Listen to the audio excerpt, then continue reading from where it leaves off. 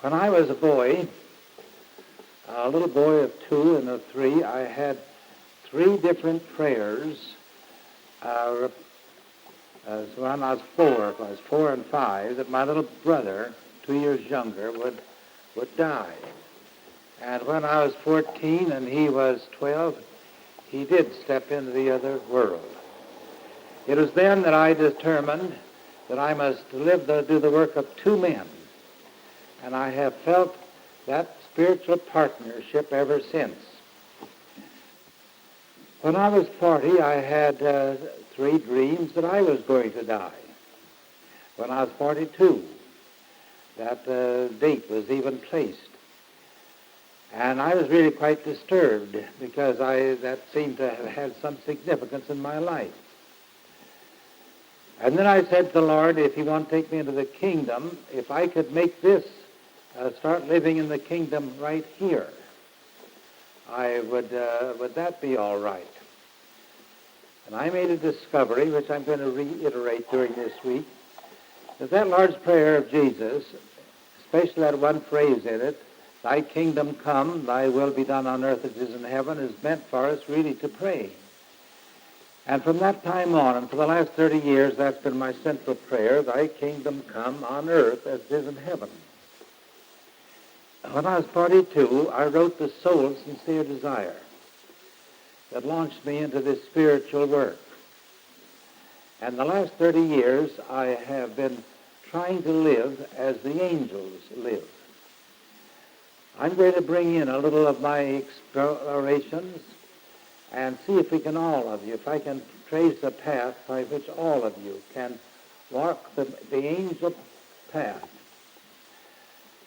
For I want to be very frank and very honest. After you have lived to be over 70, you find that life can be a very boresome thing. I'm going to be very frank in saying that the last 30 years I would have been terribly bored walking around on earth. But by flapping my wings a little bit and remembering how as an angel, I found it quite a thrilling experience. I would like to introduce you tonight into the vicissitudes and the thrills of living as an angel upon this solid earth. Why, it seems to me the laziest, the foolishest thing in the world to wait until we die before we can get in the kingdom of heaven. If all I lived for was just to die so I could be in the kingdom, why, goodness, I think it'd be a whole lot weird. Everybody was lucky that did die. And I just feel we unlucky ones. But I have found, actually, if you walk into the hospitals, in the state hospitals, insane asylums, and all these sufferings of the world, you will find that this earth is not such a pleasant place. That life is not a gift just in itself. Not unless it's unless it has the aroma of heaven about it. When you really make up your mind that it's a place you'd like to escape from, but not through the suicide road, but through the route that Jesus gave. And he put it down very distinctly, and we never really interpreted it correctly. He said, he that would lose his life shall save it. In other words, you're the ones lucky that's dead. He came here, he said, to get every one of you dead as you can to the little self and let the real self burst forth.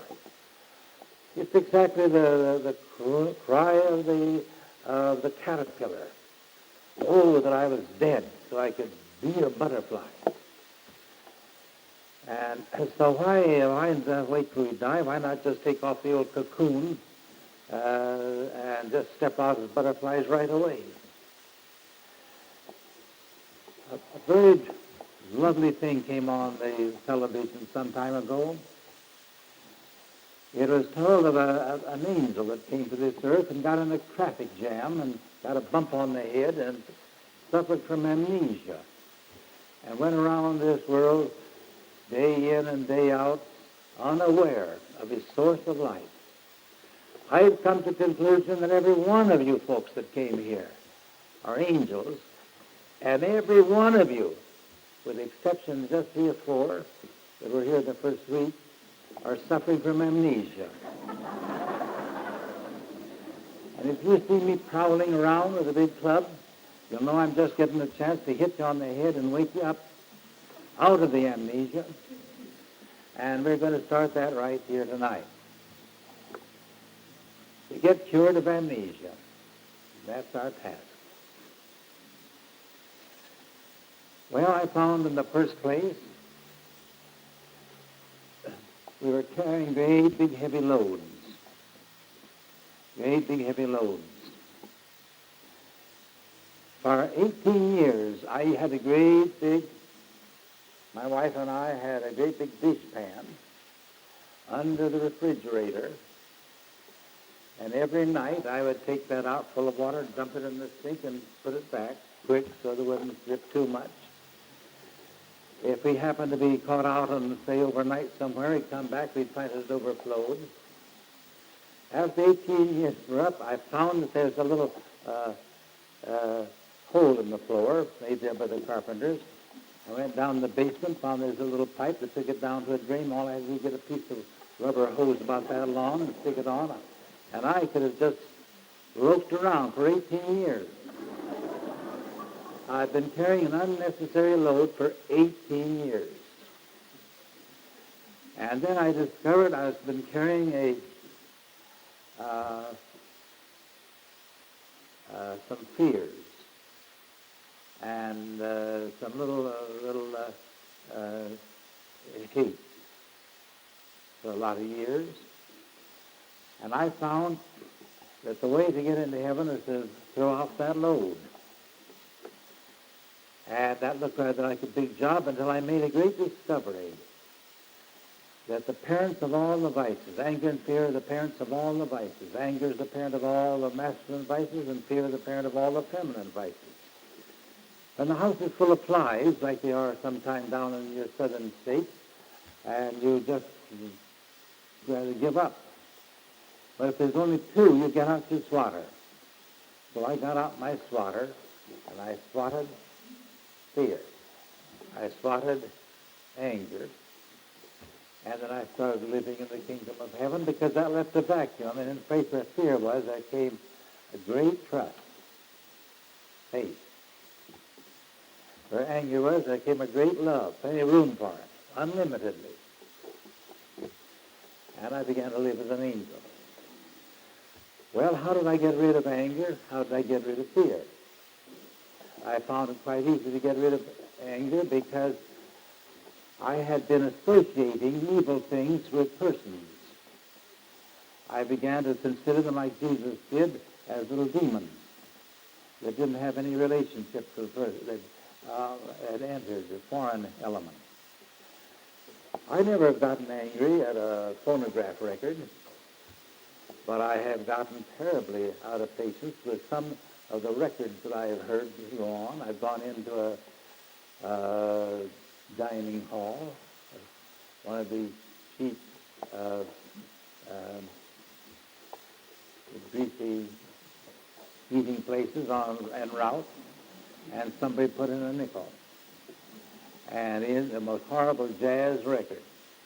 If I'd had an axe, I'd like to chop down the whole machine, and yet why blame the whole machine for one little record? I asked the proprietor if he didn't have another place where he could put in a quarter that would stop all that.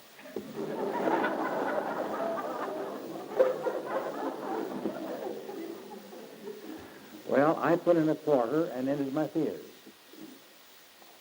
my angers, as easy as that.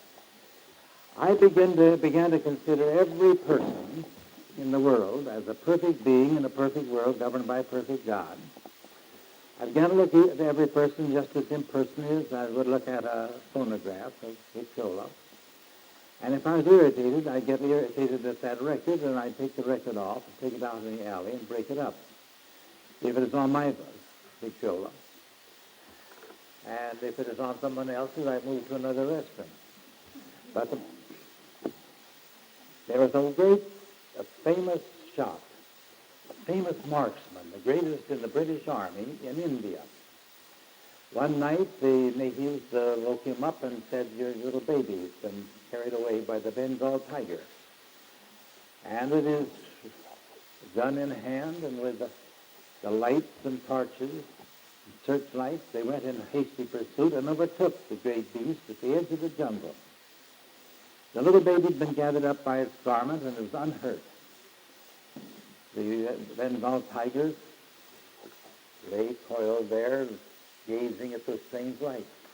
His eyes making a perfect reflector and a perfect shot for whoever would take the shot, and yet they was 200 or 300 yards away, and no one was sure shot on that at that distance. And what complicated the matter was a little baby, rather fond of that big pussy cat, and he'd put his head right up against the Bengal tiger's head. And when that lieutenant got down and took careful aim, his hand was trembling so that the natives said, "Let us do the shooting, stay hidden." He said, "No, I'm the only one that's a sure enough shot." And yet his hand trembled. Finally, he pulled the trigger, and by some strange good fortune, he hit the tiger. One day I was left alone to look after my little 3-year-old Helen May, and my daughter, my wife, had taken little Marion, the little 1-year-old, over to the doctor's, and Helen May went into a tantrum. I'd never seen a tantrum. My 3 sisters never had them. I'm sure that this was inherited from a spinster aunt on the mother's side. I begged her to stop. I promised her candy, did everything. Finally, I saw the only way to stop it was to shake her till her little teeth rattled out, or bat her ears back, and then it dawned on me, am I going to hit the tantrum or the baby? Am I going to shoot the tiger or the little girl? And so I tried a stratagem. I turned to the telephone and pretended, holding the thumb on the top, I pretended to dial the neighbors. And then the purely imaginary conversation started to talk to Mrs. Carpenter, where the little 3-year-old pal of my daughter lived, chief's chum, and where her little pal lived. And I said, "Is Helen May over there, my little daughter that plays so often with yours?" "Yes, you know Helen May, she's a sweet little girl that never cries and always pays her daddy, and always especially nice when her mom is gone." And I just went on, wore out all the terms of eulogy. She's a darling, she's a dumpling, she's a little honey, she's a little sweetheart. Terms I never really used to her face, but here I was talking to the neighbor, and presently the crying stopped, but the mouth was just as wide open. She was staring at her daddy, and some little fingers were pulling at my coattails. "I's here, Daddy. Emmy's here." "Oh, Mrs. Carpenter, my nice little girl has come back." She never had another tantrum. 30 years have gone by.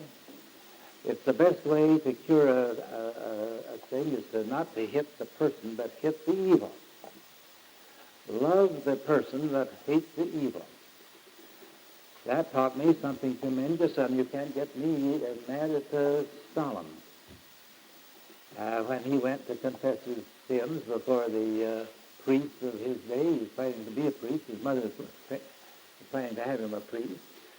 And he'd tell of his rebellious socialistic ideas, and the priest would pass the word on to the emperor, and he'd be put in Siberia for 7 years, working there with a temperature at 90 degrees below zero, and then some other time he was put out there another time for about 3 years.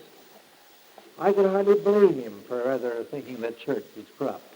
I couldn't really blame him for thinking that the capitalistic system was just watching every whisper you made about any reform.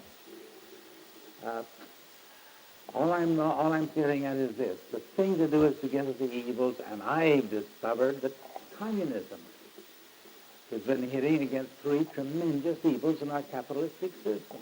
One is our current hard times, where millions are thrown out of employment, and the only way to save us from an upheaval is to start a war or throw ourselves into one. Well, we don't do it, but Hitler did, and they've done it in other capitalistic nations, and so they call us war monks. They see the way we lead the Negro race and won't even ride in the same train with them, and they say, that's the way you treat the dark races.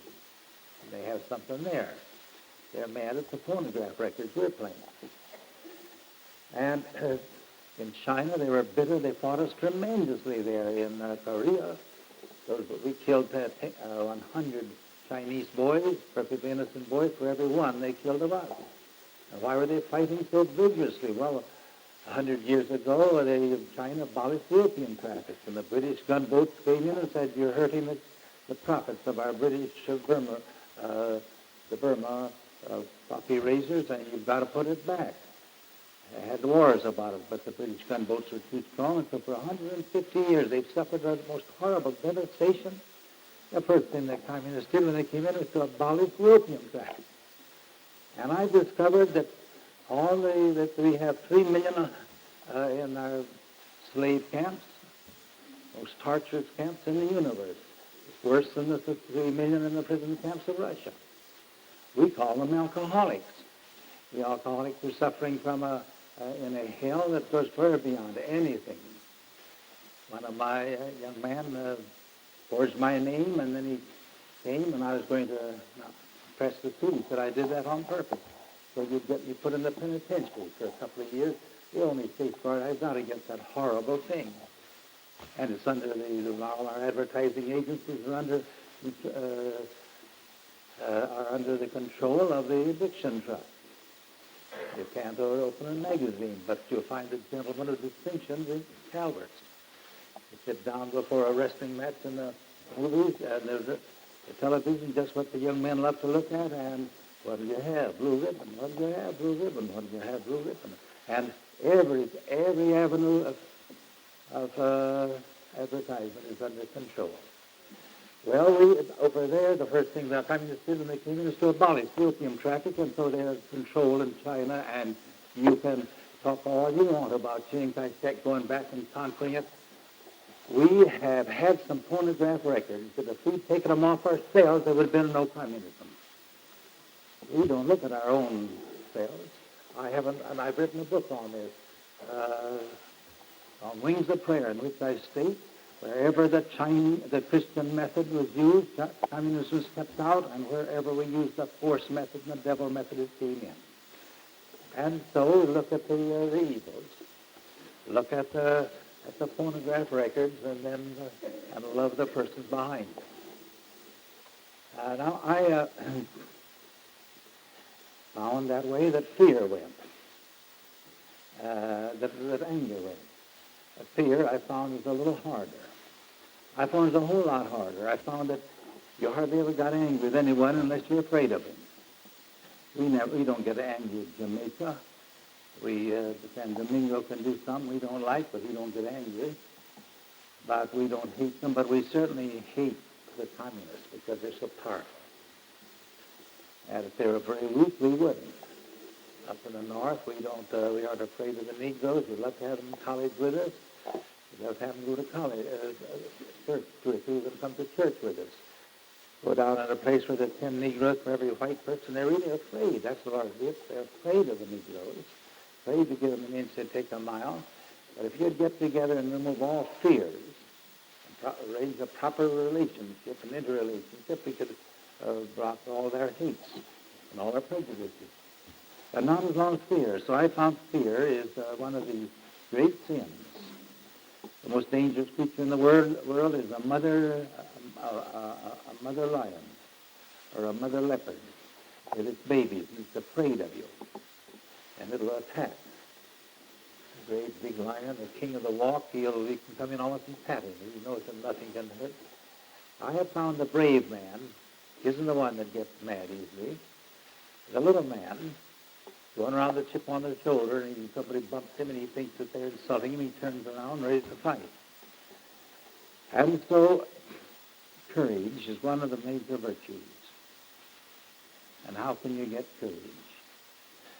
There's a man in France. He was called Mr. Milk Toast. He was the the fraidy cat of his village.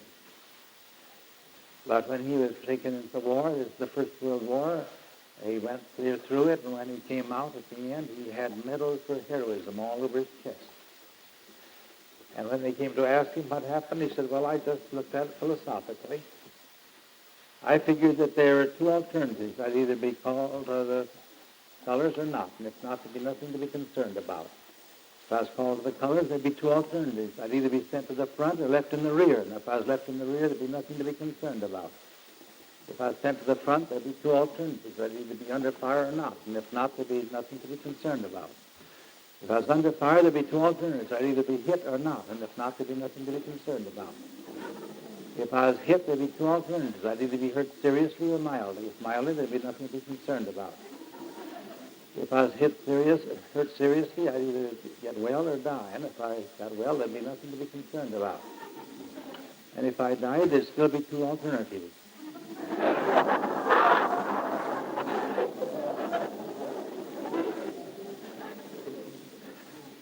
Well, that lifted me a bit, but that's a little superficial. It wasn't until I began to have palpitation of the heart that would waken me every night. Continued for years. It wakened me with the most frightening state. In the middle of the night, you have a tendency to focus on one thing. You can't get your mind off it, and I just see one thing, that if I went a little faster, I'd die. That makes me more scared, and the more scared I got, the faster my heart would go. The faster it would go, the more scared I'd get. The more scared I get, the faster it would go. A vicious circle. And my protection was, if necessary, would be to wake up my wife and just ask her casually to tell me the events of the day. It's a stupid kind of a question, but she said, Mrs. Patterson came when I was hanging up the clothes out there, and she told me that her uncle was coming to see her. I said, that's nice, go ahead. And the more I'd listen to her, the more I'd forget my heart, and presently I'd get them down all right. After a while, it came to place just to know that she was there, and that I could waken her, would bring it to pass. Well, even while this was going on, and I had these dreams that I was going to heaven, so I said, Lord, I'm going to start living in the kingdom. But the palpitations continue every night. And then there came a call to go to, I wrote the book, The Soul's Sincere Desire. Came the call to be one of the leaders in the YMCA Middle West Conference, to go to the Lake Geneva, eight states represented, and 800 boys. And I went, and the cabins were nothing but canvas tents, with canvas marking off the rooms. And the next canvas next to me was Pitt Van Dusen, who's now president of the Union Theological Seminary, and over here is Kirby Page.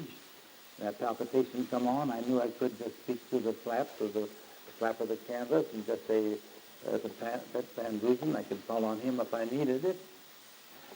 And I got through all right. But there came to me a delegation from the Rocky Mountains and asked me to come out there and give to those messages to the boys and girls. There they had a co-educational summer camp, speech for the colleges of the Rocky Mountain area. And I said, how high above sea level is it? And they said, 8,000 feet. And I said, well, I'm sorry, but I'll not be able to go there. And other things prevent my being there. And Pop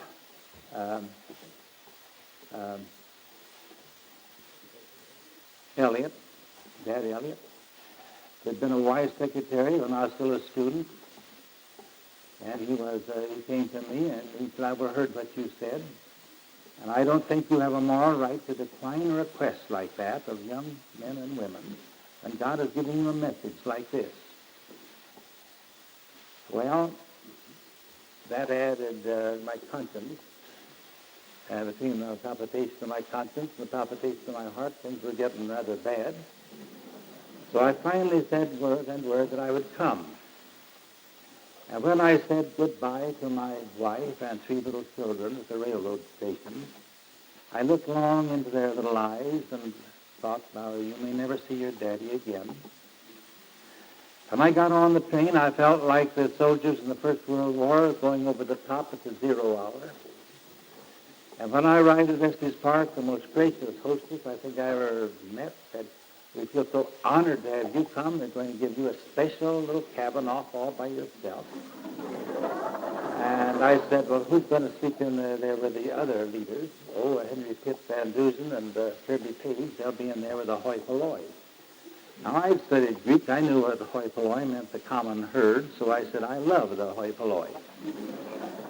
I said, please let Pitt Van Dusen have that. No. I argued. The only thing, I've discovered something, you can't argue with women. They don't understand, really, what you're talking about.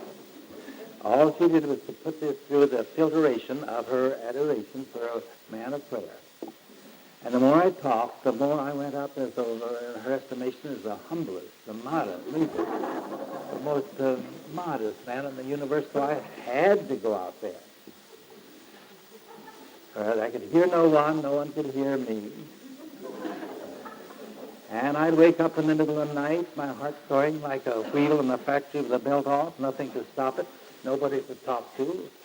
Oh, yes, there was God. And I looked out the window, and I could see a great snow-capped mountain, and I said, Lord, you put me out on a limb. I'm your man, nobody's else. I'm entirely yours. The rest of my life, I dedicated it from 1942 that every thing I do would be for the kingdom. I'm just going to live in the kingdom, and yet you put this palpitation upon me in spite of that. Must be trying to hurry me into it. And I'm from now on, everything I do is going to be for you and your glory. I've written a book, one book, The Soul's Sincere Desire. I hope to write another one. Maybe it'll be on, I will lift up mine eyes to the hills. And, but I'm your man. If you want to take me to heaven tonight, take me along. But remember this, Lord, if anything happens to me, it'll be your hard luck and not mine. When I came down from Estes Park, my palpitations stopped. That was 30 years ago, and has never come back. All I know is that if you think there's a burglar under the bed, ladies, look there first. Before you telephone for the police. I know one sister did that, and she's very much disappointed to find there wasn't one. But at any rate, face your danger and laugh it away, or put yourself utterly in the hands of the Lord. It's just an opportunity to go all the way. And that's really the only way I'm going to tell you very honestly, very frankly. I say it's easy. I'm talking as though it's an easy thing to become an angel and get cured of that amnesia. The only way to do it is to go all the way, 100%, not 99% or not 98%, but all the way. And I attended church for 40 years as I would attend a middle-class Rotary Club. I had to go and get my little weekly stint. 1 hour was all I could take of religion. It's all that most people can take. When I was over in India, I found that they will have to talk with us up until midnight. They talk it day and night. And therefore, when you get them really inoculated with Jesus, you really got something. And Pakistan the same way. And the Muslims, they pray 5 times a day, and they're rather disgusted with the so-called Christians. We have sent Jay Baird and his wife and their 2 little boys over there, and they've been to Camp Farthest Out, and they, you know what they're called? The other Christians say they're heavy Christians. They rather keep a little away from them. They just want to go to church once a day, once a week. But the Muslims love them and respect them.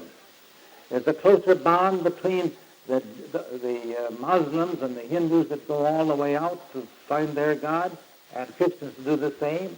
And when you get there, then what happens?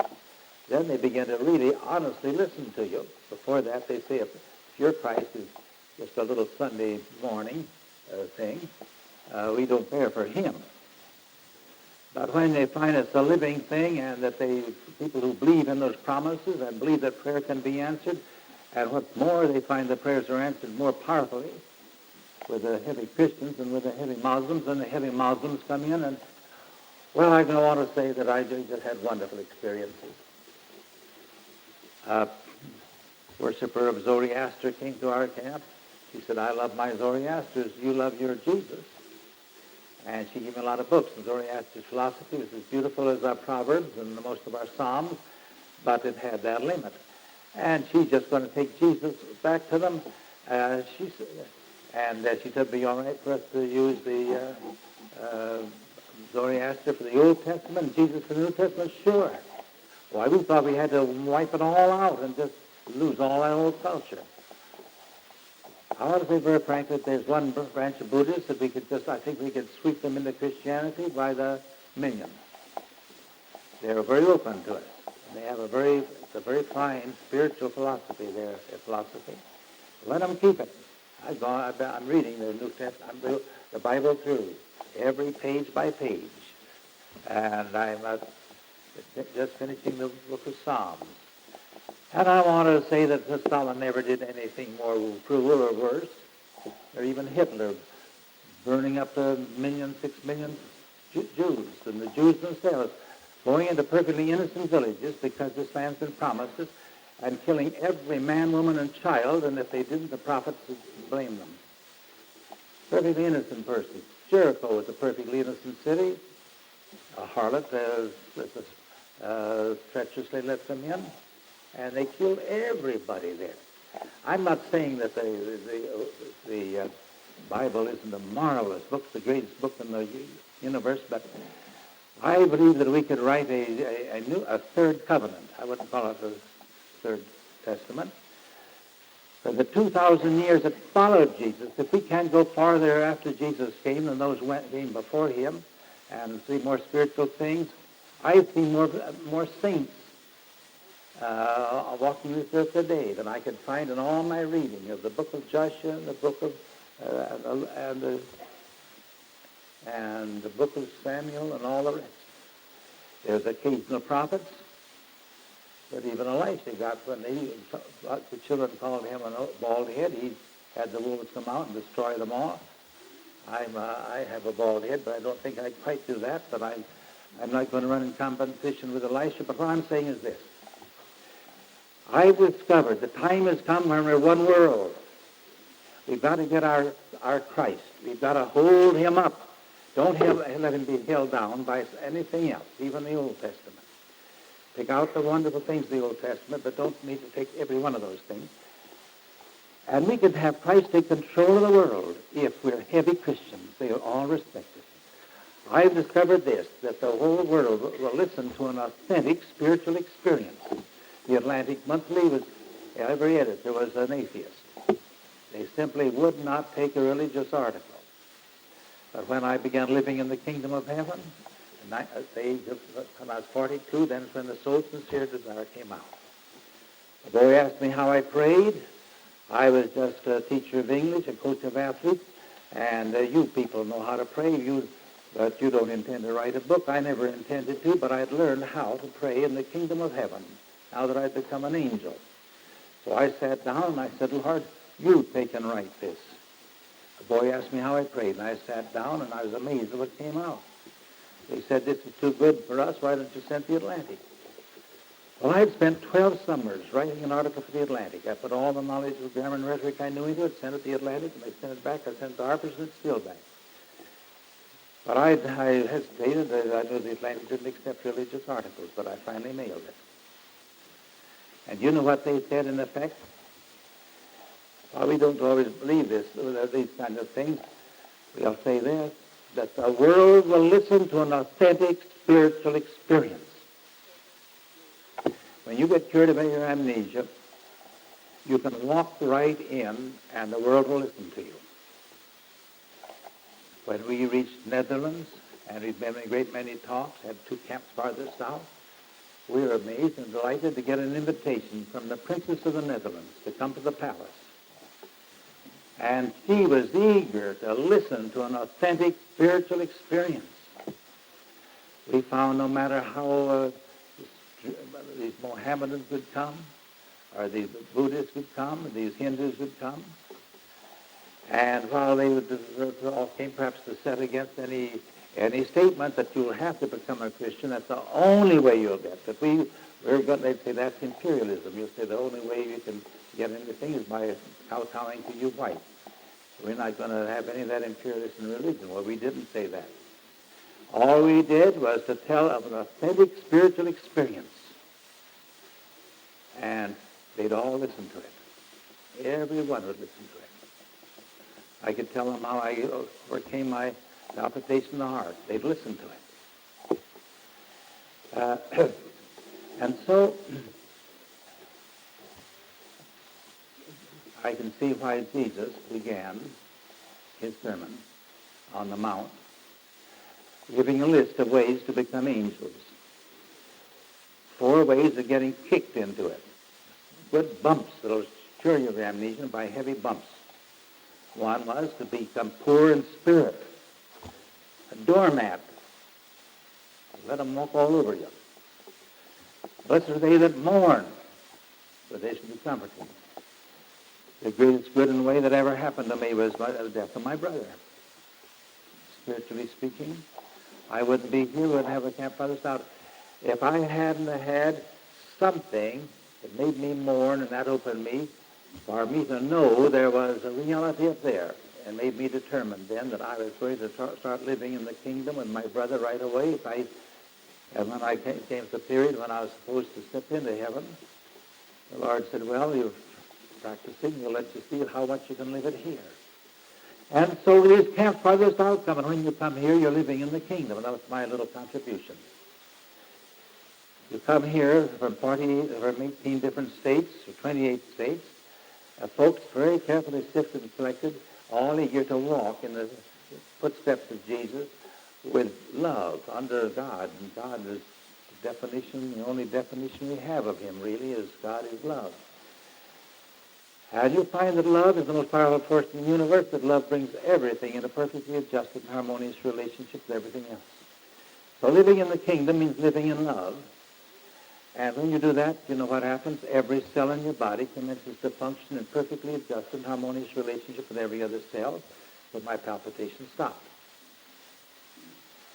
I found that when you live in love, that your ideas come in perfect sequence and perfect order, just the ideas that bring blessings to those that you're with.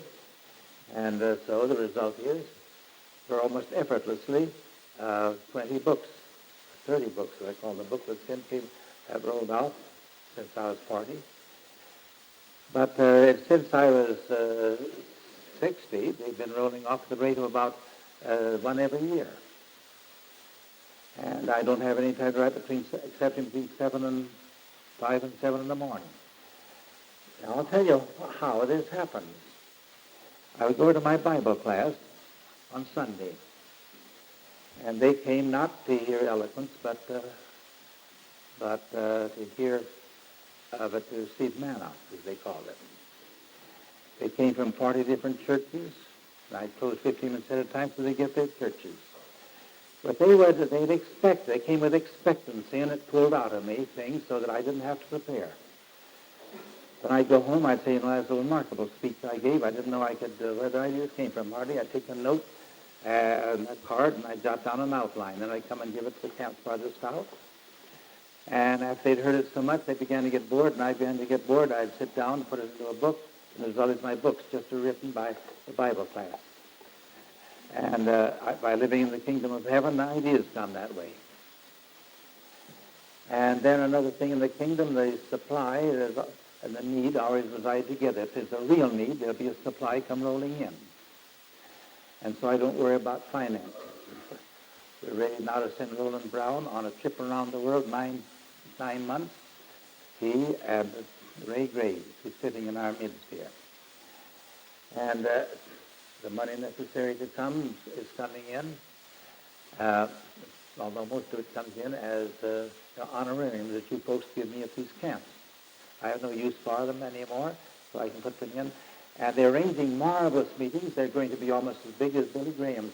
They're just going to turn out all Cairo, Christians, and then Rome is opening up, and everywhere. And they'll plow the ground so that they'll want in the following year for us to send the teams of folks, about 2 or 3 teams, to have camps farthest out in near most of those places where he has been. Well, we don't need a tremendous sum now. We aren't sending them teams. We're just sending 2 men.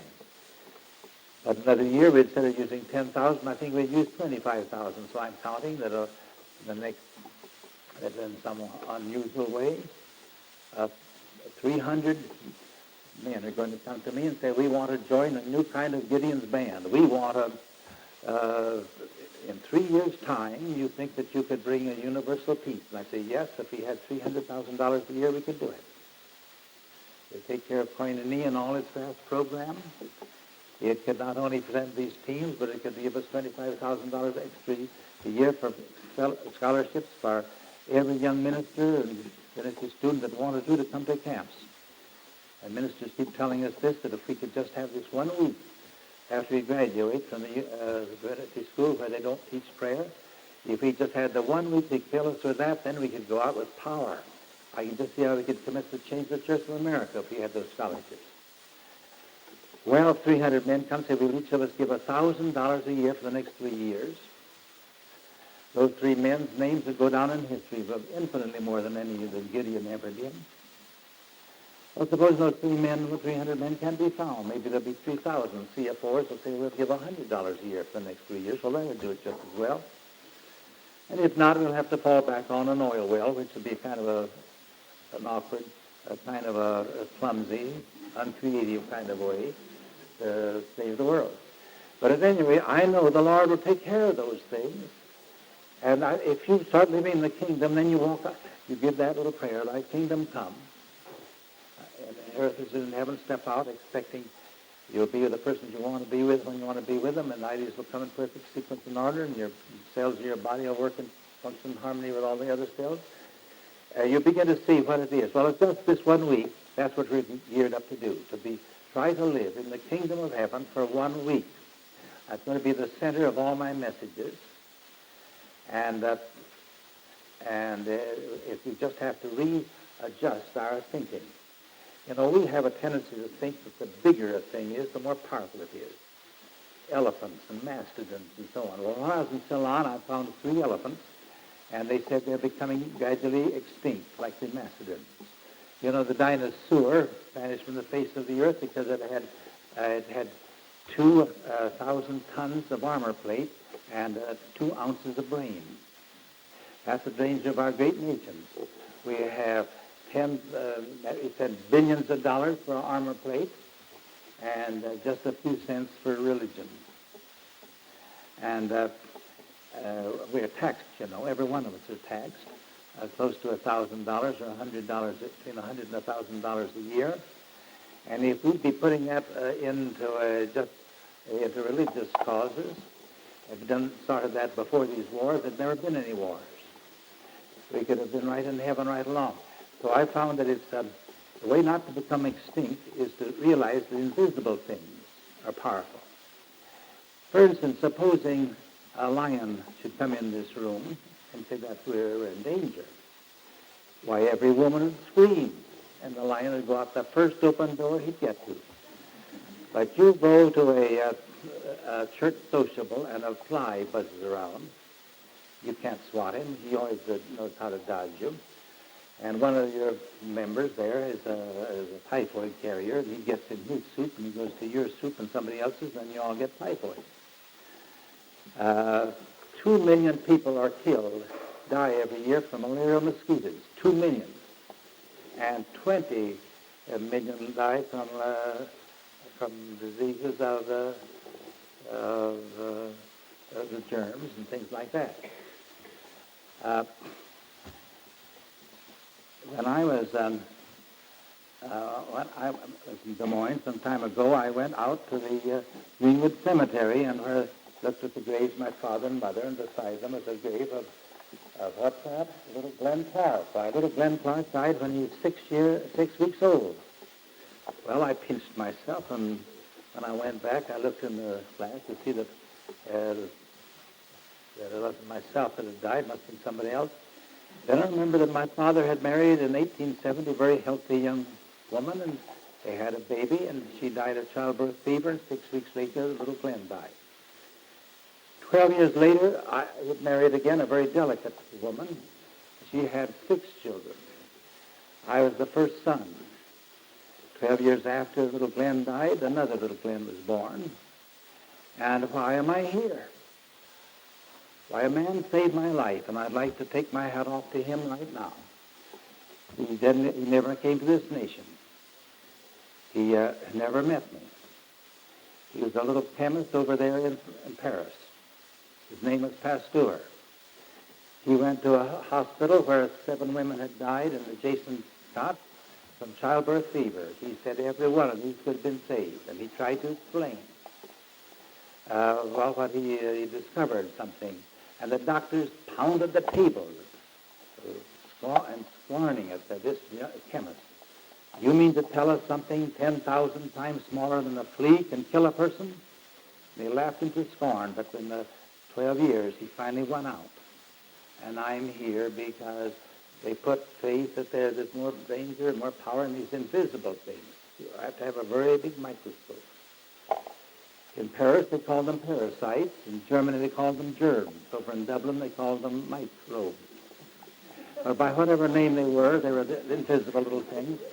And they killed 20 million people a year. But you go into any hospital, you go into hospitals of America, and you'll find that over half the bed cases are not germ cases. They're mental and nervous cases due to 2 little parents of all the vices, anger and fear. And their progeny, suspicion, envy, jealousy, fright, and all those things. You'll find, and I took one of my daughters to the doctor to have her operated on for her tonsils. He asked me to come in while he was washing his hands. He said, now, since you've got religion, Dr. Clark, you don't need me anymore, and I'm glad to have this chance to see you again. And so he was washing his hands. He rolled his sleeves up above his elbows. I didn't know they had to go that far in to take tonsils from 4-year-olds. He used all kinds of soap. I think he used Lifebuoy. I hate Lifebuoy. You can smell it to high heaven, and then he had to use ivory soap to wash off the Lifebuoy. Then a nurse poured antiseptic over his hands and his arms, and then she held out some rubber gloves which went clear up to the elbows. Then she put Lysol on the rubber gloves. I said, what are you going to put on those gloves? Why did you ever have to wash your hands? And he looked at me with scorn. He was a disciple from Pasteur. Every means made to cut off the danger there. No one died of childbirth fever for that doctor. No. Well, he went up then after taking half an hour to wash his hands, and he took out the tonsils in 5 minutes. He sent me a bill for $100, $5 for taking out the tonsils, and $95 for washing his hands.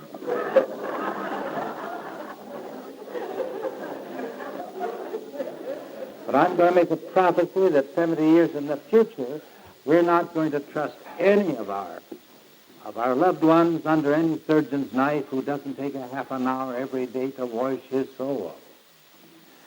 I'll never forget when I was leading a retreat with that famous Dr. John Adams Brown, great theologian. We were leading a retreat, an Episcopalian retreat, up in Massachusetts somewhere, and the most famous doctor in the realm of rheumatism and arthritis came clear from Boston up and sat on the grass outside the meeting place to talk with me, he and his wife. And I said, Dr. Brown is speaking now, you better go in. Oh, he didn't come up to see him, he came up to see you. This happened about 20 years ago, and he said 10 years ago, I found I wasn't getting anywhere in my doctoring, so I took your book, The Soul's Sincere Desire, and went to a little cabin in Maine, and I spent a week in prayer. His wife said, yes, he didn't even take a Bible. And he said, yes, I should have taken a Bible, of course. And when I came back, I made a new resolve. My wife and I had a quiet time. He had been changed by the old Oxford group in the earlier days. And we'd have a quiet time. Then I'd go down to my office, and I'd have a prayer time with my 3 assistants. And if we weren't in tune, you wouldn't see a single patient. He said, I wish you'd come to my office in Boston. Can't you manage to? I'd like to show you my case histories. I have one set for the nurses and one of the spiritual case histories I keep in a private safe. He said, I was asked by the International Medical Association to come to London for the international meeting and read a paper on my method. Crossing the Atlantic, I decided to put aside my learned paper and write a simple one and tell them exactly what it was. And I was surprised to find that over half of the greatest surgeons and the doctors of Europe used the same method. The greatest of them all had been a priest. He was from Prague. Well, about 5 or 10 years went by. 5 or 6 years had gone by, and I found myself in Boston some spare time, and I called him up. His name was Dr. Lawrence Swain. I found out he was head of a great hospital. It's called the Phillips Hospital. He said, oh, come out. I'm glad to hear you. And I went out, and he took me around to the patients. And he'd tell how they came in, and he had gotten them to get over their self-pity, their fears, their resentments, let love come in. Here is a woman, beautiful young woman, said she couldn't even walk. Now she goes limping around, and she just helps to change all the lives of these others. She's helping me. And while we were sitting there, all the other patients were just beaming on us, seeing us talk with this woman who'd helped so much. Took me to another room and had me talk to a Jewish woman. I said, when did this begin? She said, my son has been conscripted. He was in the Second World War, and he was in New Orleans, and he's going to come back, and I just got word a little while ago that he was going to be shipped straight to Europe, and then I came down with this arthritis. I said, I wonder if your Bible, your scripture is the same as ours. It's the 91st Psalm. You know that? Oh, yes, she said. I knew she didn't know Jesus, so I said, let's recite some of that. And we prayed together, and oh, how grateful she was. Then he took me to his office and said, I've been elected president of the Physicians of America. Here's my inaugural address. Why, is a spiritual document. I took it home and it came out in our Clear Horizons, a magazine that we could all take, $1 a year, quarterly, that deals entirely with the spiritual and how to pray. I'm just saying this. 70 years from now, there's going to be a doctor that's worthy of the name that doesn't do that. Just lean on God. They're going in some ways faster than the ministers because they're up against actual cases. I have belonged to a club of ministers, 24 leading ministers in one of the largest cities in America. Every other week, one of them reads the paper and we discuss it. Saturday night, 4:30 we meet. And I'm the only layman, so I supposed I was in there because I believe in prayer. So I gave them a talk on prayer. My theme, I read them a paper on the protoplasm of the spiritual life of the church's spiritual life is the prayer cell. And it fell on their empty ears. And I got through. Half of them said they didn't believe in prayer. Half of the ministers there said they didn't believe in prayer as a power, as a ritual, all right, but as doing anything, they didn't believe in it. 2 weeks later, they had a great physician come in to give them a talk on the menopause in men, something that we know rarely of. But old Starr Daily used to tell me, many men, when they get about 48, they just sink out of society, get to be wanderers on the face of the globe. They need a medical attention of some kind. And all of a sudden, he saw me across the room, and he said, why, there's Dr. Clark. Why, I send some of my worst cases, men or women, to his Bible class, because prayer is the best healing there is. Then it was, those ministers woke up, and they began to ask me to come and speak to them in their groups. They're discovering this. The athletes would come and ask me to pray. Businessmen asked me to pray. And here, but it's to get poor in spirit, said Jesus, if you mourn, if you're meek, and open the door if they persecute you. Those doors really close that fast and you shoot up into heaven. Then there's two ways of pulling. Blessed are they that hunger and thirst after righteousness. Blessed are they that are the merciful. You open up your vials in your heart of and look out with compassion upon the multitude. Why, that makes you an angel. Blessed are the pure in heart. That makes you an angel.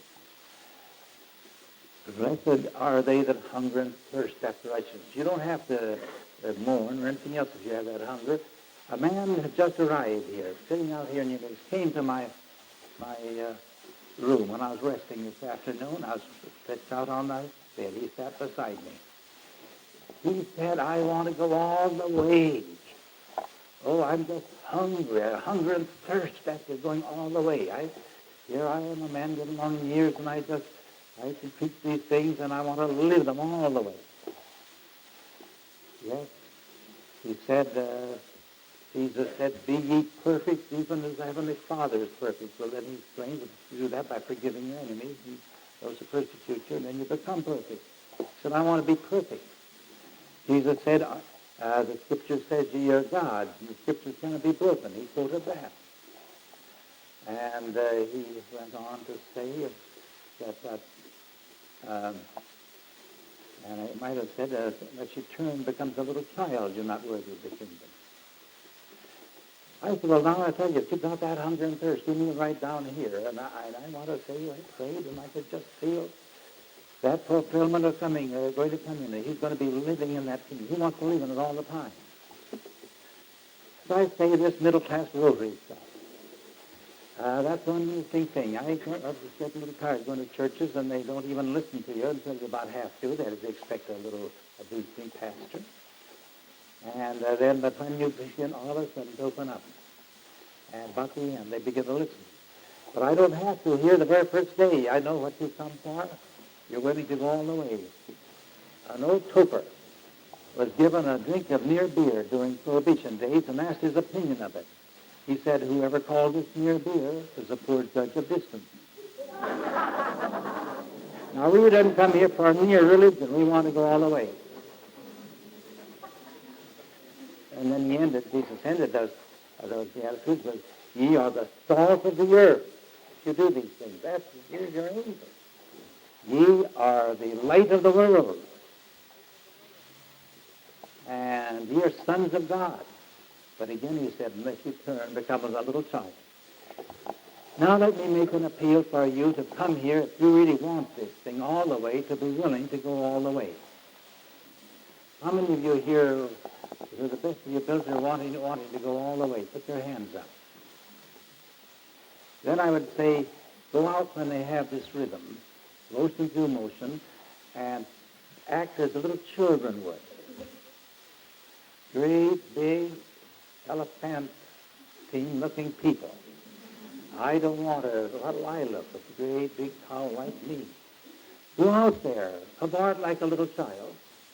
At the end of the week, you'll discover that when you lay your burdens on God, you'll find in the first place, when you go to bed, you'll let the bed hold you up, and you'll stop trying to hold up the bed. And when you put your burdens on God, you'll let God hold you up and not have your burdens try to hold him up. I can't explain what it is. Go out there like some little kindergarten children, play with crayons. Oh, I don't want to do that. I'm going to sit on the porch and talk. The last camp, the only weak spot was there's too much talking on the porch and they could hardly hear each other out there. Don't do any talking on the porch. Don't do a lot of shouting and talking. Come out and watch it and participate in it. And the worst offenders are the ones who've been here before. So I got it last week, so I won't need it this week. Come here and try your hand at writing, and then be humble enough to get up and read the poor stuff you've written.